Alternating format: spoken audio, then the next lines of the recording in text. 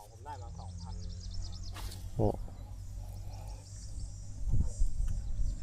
2,300แล้วก็คุยไปคุยมาได้ของแล้วแต่ของไม่ตรงปกไงโอ้เพราะว่ามันมีอะไรต้องเปลี่ยนเขาบอกมันปกติหมดเขาบอกใช้ได้หมดเขาบอกมาเช็คดูเขาควายมีปัญหาก็รอบมีรอยเขาเลยโอนมาให้500โอนคืนไว้อีกก็ซื้อมา1,800เนี่ยโอ้